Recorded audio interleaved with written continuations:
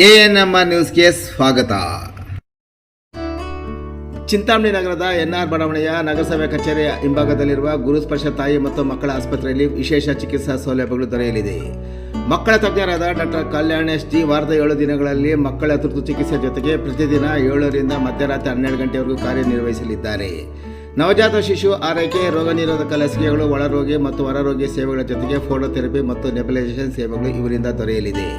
ಪ್ರಸೂತಿ ಮತ್ತು ಸ್ತ್ರೀ ರೋಗ ತಜ್ಞರಾದ ಡಾಕ್ಟರ್ ಯಶಸ್ವಿನಿ ಜಿ ರವರು ವಾರದ 7 ದಿನಗಳಲ್ಲಿ ಬೆಳಗ್ಗೆ 10 ರಿಂದ ಮಧ್ಯಾಹ್ನ 2 ಗಂಟೆ, ಸಂಜೆ 6 ರಿಂದ 9 ಗಂಟೆವರೆಗೂ ಕಾರ್ಯನಿರ್ವಹಿಸಲಿದ್ದು ಬಂಜೆತನ ನಿವಾರಣೆ ಮತ್ತು ಲ್ಯಾಪ್ರೋಸ್ಕೋಪಿಕ್ ಸ್ಪೆಷಾಲಿಟಿ ತಜ್ಞರಾಗಿದ್ದು, ಇದರ ಜೊತೆಗೆ ಆಂಟಿನೇಟಲ್ ಕೇರ್, ನಾರ್ಮಲ್ ಡೆಲಿವರಿ ಮತ್ತು caesarean section, high risk pregnancy services, family planning service ಸೇವೆಗಳ ಜೊತೆಗೆ ಗೈನಕಾಲಜಿಗೆ ಸಂಬಂಧಿಸಿದಂತೆ ಅಡೋಲಸೆಂಟ್ ಪ್ರಾಬ್ಲಮ್, PCOD ಪ್ರಾಬ್ಲಮ್, ಗರ್ಭಶಸ್ತ್ರ ಚಿಕಿತ್ಸೆ, ಕ್ಯಾನ್ಸರ್ ಸ್ಕ್ರೀನಿಂಗ್, ಲ್ಯಾಪ್ರೋಸ್ಕೋಪಿ ಸರ್ಜರಿ ಸೌಲಭ್ಯ ಇವರಿಂದ ದೊರೆಯಲಿದೆ. ಆಸ್ಪತ್ರೆಯಲ್ಲಿ ಔಷಧಿ ಅಂಗಡಿಯ ಸೌಲಭ್ಯ, ಒಳರೋಗಿಗಳ ಸಾಮಾನ್ಯ ಮತ್ತು ವಿಶೇಷ ಕೊಠಡಿಗಳ ಜೊತೆಗೆ ಆಕ್ಸಿಜನ್ ಸೌಲಭ್ಯದ ಕೊಠಡಿ ಸಹ ದೊರೆಯುತ್ತಿದೆ.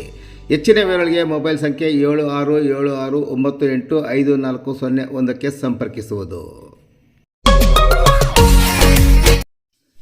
ರಾಜೀವ್ ಗೌಡಗೆ ನ್ಯಾಯಾಲಯದಿಂದ ಬೇಲ್, ಸಂಭ್ರಮ ಆಚರಿಸದಂತೆ ತಾಕೀತು. ಶಿಡ್ಲಘಟ್ಟ ನಗರಸಭೆ ಆಯುಕ್ತಗೆ ಅಮೃತಾ ಗೌಡಗೆ ಅವಾಚ್ಯ ಶಬ್ದಗಳಿಂದ ನಿಂದಿಸಿ ಬೆದರಿಕೆ ಹಾಕಿದ್ದ ಪ್ರಕರಣ ಕರ್ನಾಟಕದಾದ್ಯಂತ ಭಾರೀ ಸದ್ದು ಮಾಡಿತ್ತು.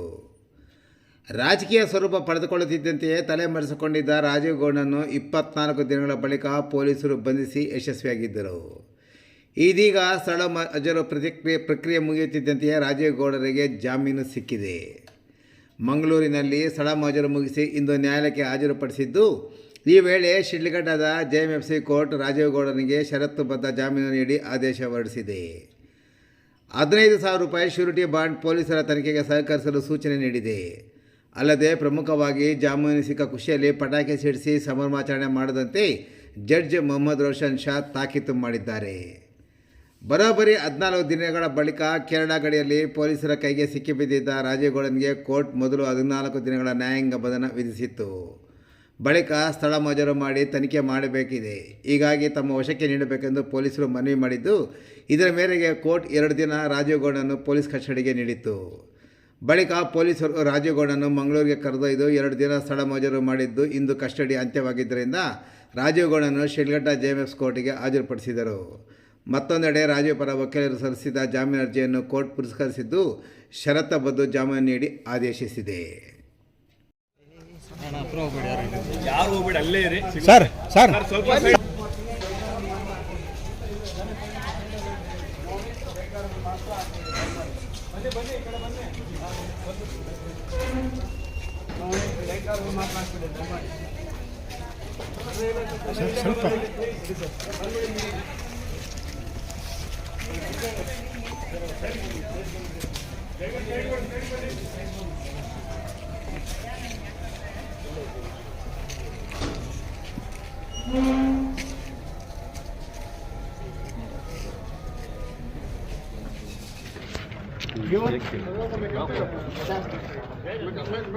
ಚಿಂತಾಮಣಿ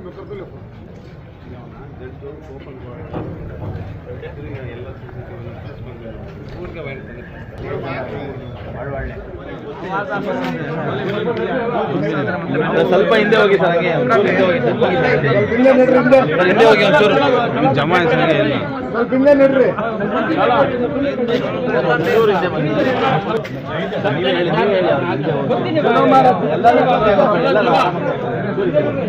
ಹಾಜಿ ಸಾಬ್ ಚಲೋ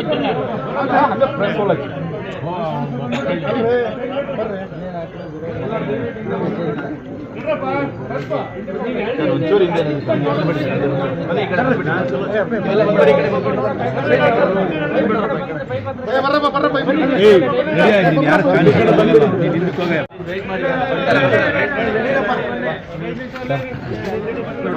ಆರಾಮ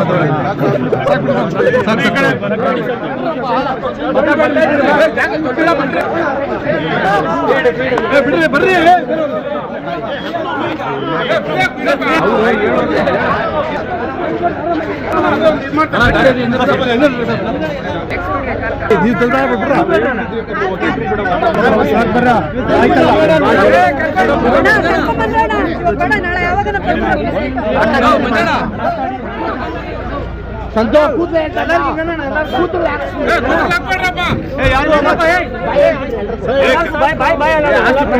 ನಡೀರಪ್ಪ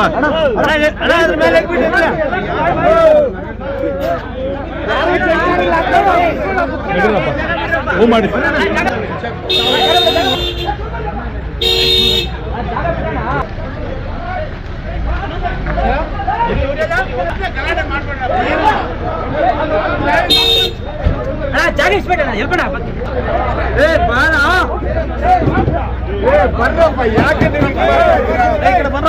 ಸ್ವಲ್ಪ ದಾರಿ ಬಿಡ್ರಿ.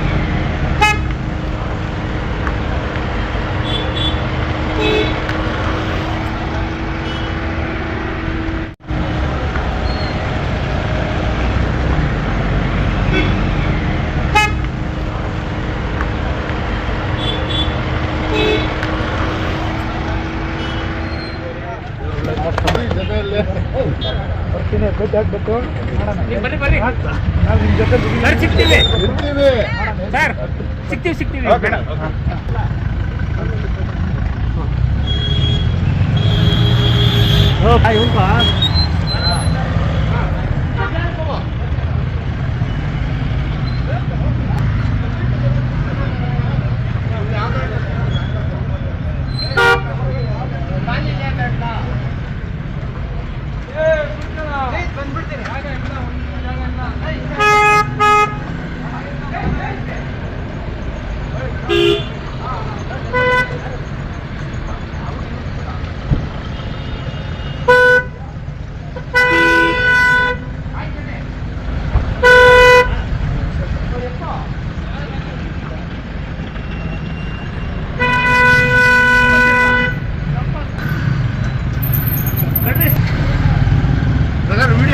ನಂಬರ್ ಹಾಕೋ. ನಂಬರ್ ಹೇಳ. 584 64. ಓಕೆ.